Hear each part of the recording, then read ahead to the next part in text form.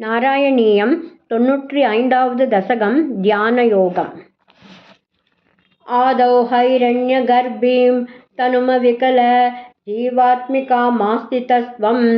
जीवत्वं प्राप्य माया गुणगणकचितो वर्तसे विश्वयोने तत्तो धृद्वृद्धेन सत्त्वेन तु गुणयुगलं भक्तिभावं गतेन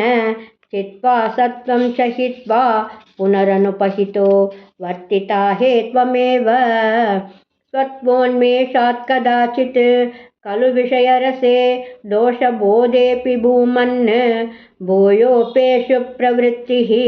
सतमसि रजसि प्रोदते दुर्निवारा चित्तं तावद्गुणाश्च गतितमिह मितस्थानि सर्वाणि रोद्धुं तुर्ये त्वय्येकभक्तिः शरणमिति भवान् हंसरूपी न्यगादीत् सन्ति श्रेयांसि भूयांस्यपि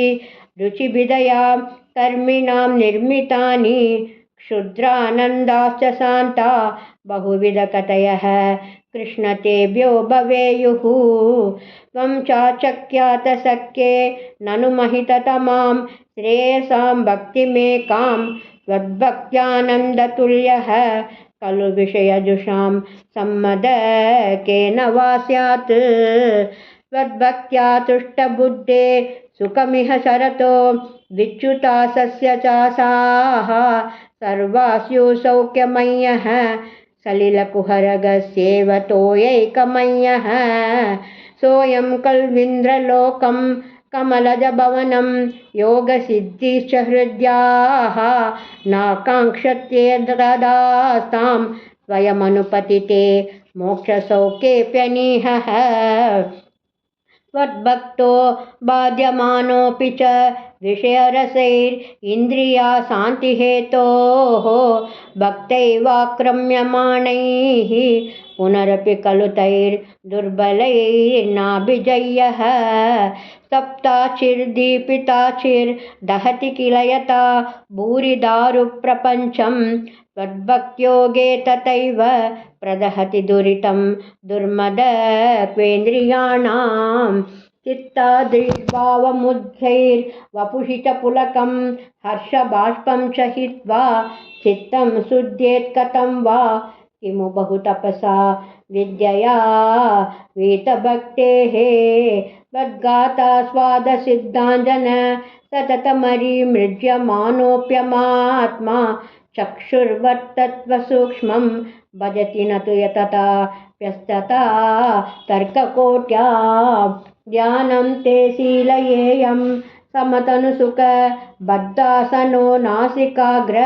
न्यस्ताक्षपूरकादैर्जितपवनपथ चित्तपद्मं त्ववाञ्छम् ऊर्ध्वाग्रं भावयित्वा रविविदुषिकिनः संविचिन्त्योपरिष्टात् तत्र स्तं भावये त्वां सजलजलधर श्यामलं कोमलाङ्गम् आनीलश्लक्ष्णकेशं ज्वलितमकरसत्कुण्डलं मन्दहास स्यन्दार्द्रं कौस्तुभश्री परिगत वनमालोरुहाराभिरामं श्रीवत्साङ्गं सुबाहुं मृदुलसदुदरं काञ्चन चायशेलं चारुस्निग्धोरुमम्बोरुह ललितपदं भावयेऽहं भवन्तं सर्वाङ्गेष्वङ्ग रङ्गत्कुतुकमति मुहुर्धारयन्नीशचित्तं तत्रापेकत्र युञ्जे वदनसरसिजे सुन्दरे मन्दहासे तत्रालीनं तु चेतः परमसुखचितद्वैतरूपे वितन्वन् अन्यन्नो चिन्तयेयं मुहुर्ति समुपारूढयोगो भवेयम् इत्थं त्वद्ध्यानयोगे सति पुनरनिमादृष्टसंसिद्धयस्ताः दूरश्रुत्यादयोऽपि ह्यहमिकया सम्पतेयुर्मुरारे त्वत्सम्प्राप्तौ विलम्बावहमखिलमिदं नाद्रिये कामयेऽहं त्वामेवानन्दपूर्णं पवनपुरपते पाहि मां सर्वतापात्। गुरुवायूरप्पा शरणं सर्वत्र गोविन्दनामसङ्कीर्तनं गोविन्दा गोविन्दा।